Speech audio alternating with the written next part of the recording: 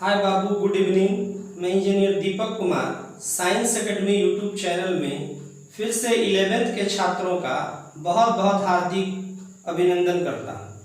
बाबू, last class में हम लोग देखे हैं मैग्नेटिक फोर्स के बारे में और चार्ज से रिलेटेड कुछ टर्म को हम लोगों ने देखा है। हम लोग पढ़ क्या रहे हैं? तो हम लोग पढ़ रहे हैं बेसिक फोर्स।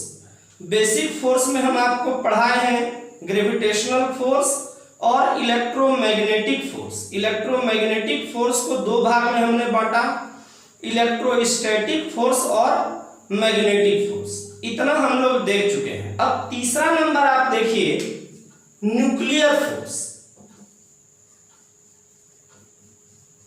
न्यूक्लियर फोर्स, नाभिकीय बल। छोटू, आप लोग पढ़े हैं 9th 10th में कि प्रत्येक एटम जो होता है वो उसका 3 फंडामेंटल पार्टिकल होता है। पहला इलेक्ट्रॉन, दूसरा प्रोटॉन और तीसरा न्यूट्रॉन। आप ये भी पढ़े हैं बोर के नियम में कि प्रोटॉन और न्यूट्रॉन जो है वो काफी कम वॉल्यूम में पैक रहता है, जबकि इलेक्ट्रॉन जो है इसके चारों ओर चक्कर लगाते रहता है।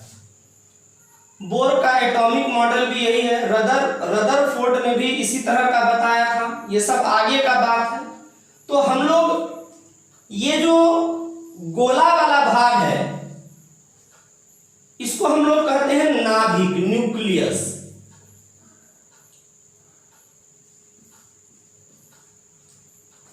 तो न्यूक्लियस के अंदर क्या क्या है? तो मेनली प्रोटॉन और न्यूट्रॉन है। तो एक वैज्ञानिक थे युकाभा,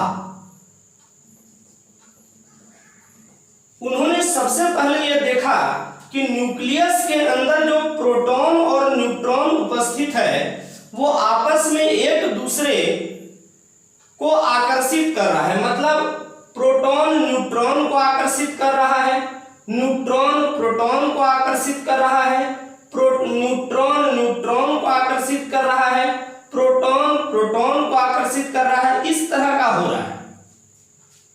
मतलब न्यूक्लियस के अंदर जो है एट्रैक्टिव फोर्स लग रहा है, आकर्षक बल लग रहा है। तो यही एट्रैक्टिव फोर्स जो है न्यूक्लियर फोर्स कहलाता है। मतलब यदि शॉर्ट में हम बोले तो न्यूक्लियस के अंदर लगने वाला एट्रैक्टिव फोर्स न्यूक्लियर फोर्स है। और न्यूक्लियर फोर्स किसके किसके बीच लगेगा? तो प्रोटॉन प्रोटॉन के बीच लगेगा, प्रोटॉन न्यूट्रॉन के बीच लगेगा, या न्यूट्रॉन न्यूट्रॉन के बीच लगेगा।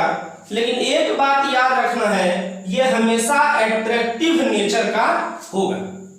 लिखिए, हम जानते हैं कि प्रत्येक एटम में उपस्थित प्रोटॉन एवं न्यूट्रॉन काफी कम वॉल्यूम वाले स्फीयर के अंदर पैक रहता है और इस स्फीयर को न्यूक्लियस कहा जाता है। इसके बाद लिखिएगा, न्यूक्लियस के अंदर उपस्थित प्रोटॉन एवं न्यूट्रॉन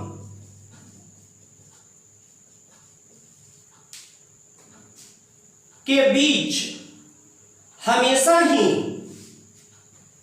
एक एट्रैक्टिव फोर्स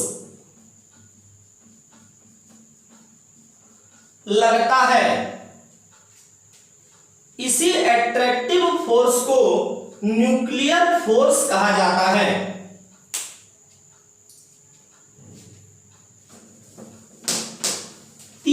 लगाकर लिखेगा नीचे, इतना लिखने के बाद न्यूक्लियर फोर्स हमेशा ही एट्रैक्टिव नेचर का होता है। फिर तीर लगा के नीचे लिखेगा न्यूक्लियर फोर्स हमेशा ही पेयर में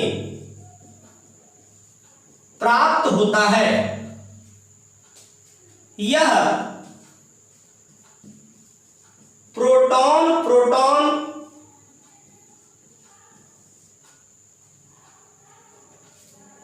कॉमा प्रोटॉन न्यूट्रॉन या न्यूट्रॉन न्यूट्रॉन के बीच लगता है। फिर इसके नीचे तीर लगाकर लिखेगा सर्वप्रथम युकाभा नामक वैज्ञानिक ने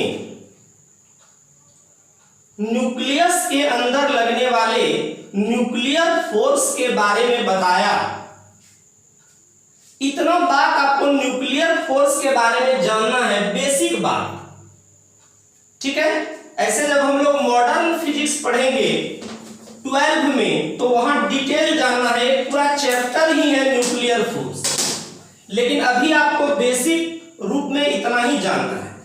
अगला लिखेगा वीक फोर्स, चौथा नंबर, और आज हम लोगों का बेसिक फोर्स खत्म हो जाएगा। वीक फोर्स कमजोर बल,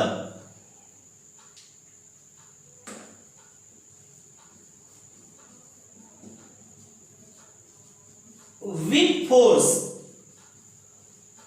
कमजोर बल। कभी भी ये मत सोचिएगा कि वीक फोर्स कमजोर बल है तो इसका वैल्यू बहुत कम होगा, नहीं, गलत बात। वीक फोर्स केवल नाम है, इसलिए इसको वीक फोर्स कहा जाता है क्योंकि यह बहुत कम दूरी के लिए प्रभावी होता है। मतलब जब दूरी बहुत कम होगा, डिस्टेंस बहुत कम होगा चार्ज पार्टिकल के बीच, तभी वीक फोर्स मजबूती के साथ लगता है। और ये कैसे चार्ज पार्टिकल की वजह से लगता है ये भी जरा सा समझिए। देखो जी, हमारे प्रकृति में बहुत से ऐसे एलिमेंट हैं जिसको रेडियो एक्टिव एलिमेंट बोला जाता है। अब सवाल है कि ये रेडियो एक्टिव एलिमेंट या रेडियो सक्रिय तत्व बोलेंगे किसको? तो कुछ तत्व ऐसा है हमारे प्रकृति में, कुछ एलिमेंट ऐसा है हमारे नेचर में जिससे अपने आप 3 तरह का किरण बाहर निकलता है, 3 तरह का चार्ज पार्टिकल बाहर निकलता है, अल्फा, बीटा और एक रे जो निकलता है उसको हम लोग गामा बोलते हैं। अल्फा रे, बीटा रे और गामा रे, इसका इमिशन अपने आप होता है।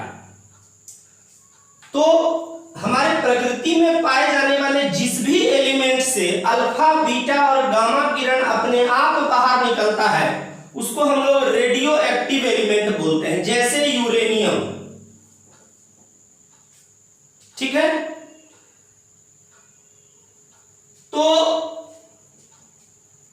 रेडियो एक्टिव एलिमेंट की अगर हम जब बात करें तो हम यहां पर क्लियर हो गए कि अल्फा किरण, बीटा किरण और गामा किरण बाहर निकल रही है। तो किसी रेडियो एक्टिव एलिमेंट में जब बीटा रे बाहर निकलती है, जब बीटा रे बाहर निकलती है तो बीटा रे के बाहर निकलने के वजह से एक फोर्स डेवलप होता है, एक फोर्स लगता है। और बीटा रे के बाहर निकलने के वजह से, बीटा रे के इमिशन के वजह से जो फोर्स डेवलप होता है उसी को कहा जाता है वीक फोर्स। वीक फोर्स इसलिए इस फोर्स को कहा जाता है क्योंकि इसका जो रेंज होता है ये काफी कम होता है, और रेंज जैसे जैसे इसका बढ़ता है ये कमजोर होता चला जाता है। तो कभी भी ये नहीं समझना है कि वीक फोर्स का वैल्यू बहुत कम होगा। हाँ, जब दूरी ज्यादा कर दे, जब दूरी ज्यादा होगा चार्ज पार्टिकल के बीच का, तभी इसका वैल्यू कम होगा। अदरवाइज यदि रेंज इसका बहुत कम हो, जैसे चार्ज पार्टिकल बीटा रे बाहर निकल रही है और बीटा रे के अंदर जो चार्ज पार्टिकल है उसकी दूरी अगर बहुत कम है तो वीक फोर्स काफी स्ट्रांग होगा। अभी हम आपको सीरीज भी बताएंगे, आप लिखिए इस बात को तीर लगाकर। हम जानते हैं कि रेडियो एक्टिव एलिमेंट से हमेशा ही अल्फा, बीटा तथा गामा रे का उत्सर्जन होते रहता है।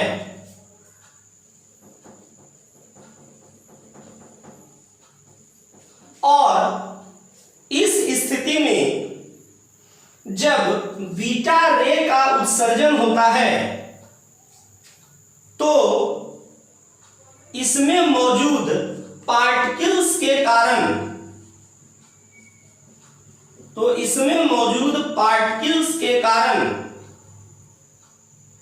एक फोर्स लगने लगता है। इसी फोर्स को वीक फोर्स कहा जाता है। तीर लगाकर लिखेगा नीचे, इतना लिखने के बाद नीचे तीर लगाइएगा और लिखेगा चूंकि वीक फोर्स, चूंकि काट दीजिए, सीधे लिखेगा वीक फोर्स का रेंज काफी कम होता है। ठीक है, कोई पूछेगा कि क्यों इसका नाम वीक फोर्स दिया गया, तो कहिएगा इसका रेंज बहुत कम होता है इसी वजह से। अब जरा सा आइए, हम लोग चार तरह के बेसिकली फोर्स को देखे हैं। पहला ग्रेविटेशनल फोर्स, दूसरा इलेक्ट्रोमैग्नेटिक फोर्स, तीसरा न्यूक्लियर फोर्स और चौथा वीक फोर्स। ठीक है, एक चीज आप जान लीजिए, यदि रेंज कम है, रेंज यदि कम है तो इस स्थिति में सबसे स्ट्रॉन्ग जो फोर्स होगा वो होगा न्यूक्लियर फोर्स। ठीक है, और सबसे जो कमजोर होगा वो होगा ग्रेविटेशनल फोर्स। फिर से हम एक बार और दोहराएंगे, यदि रेंज बहुत कम है तो सबसे स्ट्रॉन्ग फोर्स कौन? Nuclear force. सबसे कमजोर वीक फोर्स कौन? सबसे कमजोर लगने वाला फोर्स कौन? Gravitational force. लेकिन यदि रेंज अधिक है, रेंज यदि अधिक है तो सबसे स्ट्रॉन्ग फोर्स हमारा होगा इलेक्ट्रोस्टैटिक फोर्स, ये याद रखिएगा। और सबसे कमजोर ग्रेविटेशनल फोर्स। कोई आपसे पूछेगा सबसे स्ट्रॉन्ग फोर्स कौन होगा, तो पूछिएगा रेंज कम या रेंज ज्यादा, तो अपने को बोलेगा रेंज कम। तो रेंज कम तो न्यूक्लियर फोर्स सबसे ताकतवर, रेंज अधिक तो इलेक्ट्रोस्टैटिक फोर्स सबसे ताकतवर। ठीक है बाबू, आज का टास्क ये रहा कि बेसिक फोर्स में जितना भी बात हम बताए हैं उसको आप रिवाइज करके रखिए। कल हम लोग नए टॉपिक के साथ मिलेंगे। बहुत बहुत धन्यवाद।